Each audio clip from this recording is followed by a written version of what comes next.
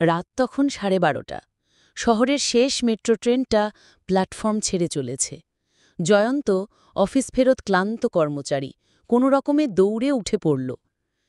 ট্রেনটা একেবারে ফাঁকা, জয়ন্ত ছাড়া আর কেউ নেই। দরজা বন্ধ হওয়ার সঙ্গে সঙ্গে আলোগুলো একটু ঝিমিয়ে গেল। হালকা ঠান্ডা হাওয়া বইল কোত্থেকে যেন। জয়ন্ত নিজের মোবাইল বের করে স্ক্রল করতে করতে একটা সিটে বসে পড়ল। হঠাৎ ট্রেনটা একটা কানেলের মধ্যে ঢুকল আর আলো একেবারে নিভে গেল। কাঁচের জানালায় নিজের প্রতিবিম্ব দেখতে দেখতে জয়ন্তর মনে হল পাশে কেউ বসে আছে। ঘাড় ভরিয়ে দেখল খালি সিট। কিন্তু জানালায় সে স্পষ্ট দেখতে পেল একটা মেয়ের মুখ, সাদা জামা, চোখ দুটো গভীর, যেন দৃষ্টিতে ঠান্ডা শীতলতা। মেয়েটা ধীরে ধীরে হাসতে লাগল, আর তার ঠোঁট না নাড়িয়েই একটা ফিসফিসে আওয়াজ ভেসে এলো, তুমি কি জানো এই ট্রেনে কে কে নামে না আর? জয়ন্ত আতঙ্কে ছিটকে উঠল, চারপাশে তাকাল। কেউ নেই, মোবাইলটাও ডেড। ট্রেনটা আচমকা থেমে গেল একটা বন্ধ স্টেশনে। সিদ্ধিনাথ ঘাট। শহরের মানচিত্রে এর নাম নেই। দরজাটা খুলল, আর সেই সাদা জামা পরা মেয়েটা ট্রেনের ভেতর ঢুকল ধীরে ধীরে। তার চোখে জয়ন্ত আটকে পড়ল চিরতরে। ট্রেনটা ধীরে ধীরে স্টেশন ছেড়ে আবার চলতে শুরু করল, কিন্তু এবার আর সেটা পরিচিত কোনো রুটে যাচ্ছিল না। বাইরের দৃশ্য গাঢ় কালো, জানলার বাইরে যেন ঘূর্ণয়মান ছায়া নাচছে। জয়ন্ত হতভম্ব হয়ে বসে আছে, তার পাশে সাদা জামা পরা মেয়েটা নিঃশব্দে তাকিয়ে আছে। হঠাৎ সে মুখ খুলল, তোমার মতো আরেকজন এসেছিল, ও ফিরে যেতে চেয়েছিল। তারপর মেয়েটা আস্তে আস্তে মুখ ঘোরালো ট্রেনের ফ্লোরের দিকে। জয়ন্তও নিচে তাকালো, সেখানে একটা মোবাইল ফোন পড়ে আছে। ভাঙা স্ক্রিনে জ্বলছে রাহুল নামটা, তারই এক সহকর্মী যাকে গত মাসে নিখোঁজ ঘোষণা করা হয়েছিল। জয়ন্ত এবার ধীরে ধীরে ট্রেনের দরজার দিকে এগিয়ে গেল। দরজায় হাত রাখতেই সে চমকে উঠল। তার হাত ভেদ করে দরজায় যেন কিছু ঠান্ডা বাতাস বই যাচ্ছে, অথচ দরজা বন্ধ। পিছনে তাকাতে এসে দেখল ট্রেনের সব সিট এখন ভর্তি, তবে যাত্রী নয়, ছায়া মূর্তি। সবার চোখ গাঢ় কালো, তারা তাকিয়ে আছে জয়ন্তর দিকে। কানের কাছে একটা কণ্ঠস্বর ফিসফিস করে উঠল, তুমি আর কখনো নামতে পারবে না জয়ন্ত। তারপর হঠাৎ এক ঝাঁকুনিতে ট্রেন থেমে গেল, দরজা খুলে গেল। এবার স্টেশনটা অন্ধকারে ঢাকা, নাম লেখা নেই, শুধু একটা সাইনবোর্ডে রক্তের মতো লাল হরফে লেখা। জয়ন্ত দাঁড়িয়ে আছে প্ল্যাটফর্মে, চারপাশটা নিস্তব্ধ, যেন শব্দও এখানে এসে থেমে যায়। বাতাস ভারী, একটা মিষ্টি পচা গন্ধ ছড়িয়ে আছে। সাইনবোর্ডে লেখা চিরকাল, ঝাপসা আলোয় জ্বলছে নিভু নিভু করে। জয়ন্ত কাপা হাতে পকেট থেকে মোবাইল বের করল, নেটওয়ার্ক নেই, ব্যাটারিও মাত্র 1%। হঠাৎ পেছন থেকে শব্দ এলো, চটাস চটাস। কেউ যেন ভেজা পায়ে হেঁটে আসছে প্ল্যাটফর্মের দিকে। জয়ন্ত ধীরে ধীরে ঘুরে দাঁড়াল। দেখা গেল সেই সাদা জামা পরা মেয়েটা নামছে ট্রেন থেকে, কিন্তু এবার তার পা মাটিতে নেই, একটু ওপরে ভেসে আছে। চোখের সাদা অংশ ঝকঝক করছে অন্ধকারে।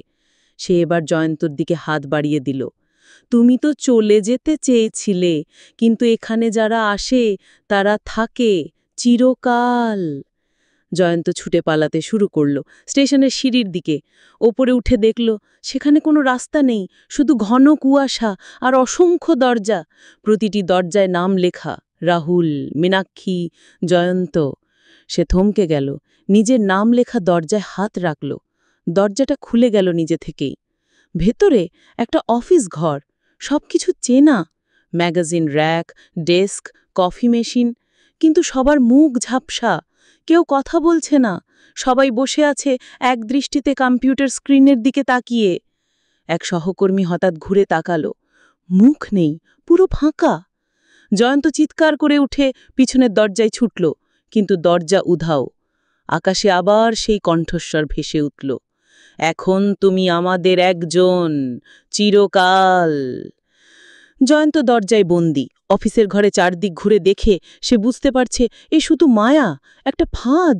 এখানে সময় চলে না, মানুষ বেঁচে নেই, সবই একটা অদৃশ্য শক্তির নিয়ন্ত্রণে আটকে আছে। হঠাৎ তার চোখে পড়ল ডেস্কের কোণে রাখা একটা পুরনো ক্যালেন্ডার, তারিখ 17 জানুয়ারি 2018। কিন্তু তার স্মৃতিতে সে তো আজ অফিস থেকে ফিরছিল 2025 সালের জুলাই মাসে। একটা কাঁচের জানলার দিকে এগিয়ে গেল জয়ন্ত। জানলার ওপার থেকে বাইরে তাকিয়ে যা দেখল তাতে শ্বাস বন্ধ হয়ে আসলো। একটা বিরাট কুয়াশাচ্ছন্ন শহর, যেন মৃত মানুষের শহর। প্রতিটি বিল্ডিংয়ের ছাদে দাঁড়িয়ে আছে ছায়ামূর্তি, তারা সবাই তাকিয়ে আছে একই দিকে, ঠিক জানলার দিকে, জয়ন্তর দিকে। হঠাৎ পেছনে একটা টেবিল ল্যাম্প জ্বলে উঠল, একমাত্র আলোটা সেই ল্যাম্পেই। তার নিচে একটা পুরনো চিঠি পড়ে আছে, খামে সিল মারা। খুলতেই দেখা গেল ভেতরে লেখা, প্রিয় নতুন যাত্রী, তোমার আগমন পূর্বনির্ধারিত ছিল, তবে যদি তুমি চিরকালের চক্র ভাঙতে চাও, তোমাকে খুঁজে পেতে হবে সেই ঘড়ি যেটা থেমে গেছে ঠিক 12:44। ঘড়িটি যেখানে আছে সেখানে সময় হারিয়ে যায়, কিন্তু সেখান থেকেই শুরু হয় পথ। চেষ্টা করে দেখো, হয় তুমি মুক্তি পাবে, নয়তো হারিয়ে যাবে বিচ্যুতির ভেতর। এইবার জয়ন্ত ছুটল, ঘড়ি খুঁজে পেতে হবে। অফিসের ফাঁকা করিডোর দিয়ে দৌড়াতে দৌড়াতে সে ঢুকে গেল রেকর্ড রুমে। পুরনো কাগজ, ঘেটে যাওয়া ফাইলের মাঝে এক কোণে একটা দেওয়াল ঘড়ি। নড়ছে না, সময় থেমে আছে 12:44। সে হাত বাড়িয়ে ঘড়িটার কাঁটা ছুঁতেই দেওয়াল ফেটে গেল। একটা অন্ধকার টানেল তৈরি হলো, যেখান থেকে একটা হাওয়া বইল, যেন 1000 বছর ধরে আটকে থাকা নিঃশ্বাস বেরিয়ে এলো। পিছনে তাকালো, সেই সাদা জামা পরা মেয়েটা আবার হাজির। এবার তার গায়ে আগুনের রেখা জ্বলছে, চোখে অন্ধকার। তুমি ওদের কথা ভুলে গেছো জয়ন্ত, ফিরে যাওয়ার চেষ্টা মানেই শাস্তি। এইবার কি হবে? সে টানেলে ঝাঁপ দেবে, নাকি সাদা পোশাকের মেয়ের মুখোমুখি দাঁড়াবে? তুমি বলো, কোনটা বেছে নেবে জয়ন্ত? গল্পটা ভালো লাগলে স্যাটেল একটা শেয়ার, কমেন্ট, সাবস্ক্রাইব করে পাশে থাকবেন।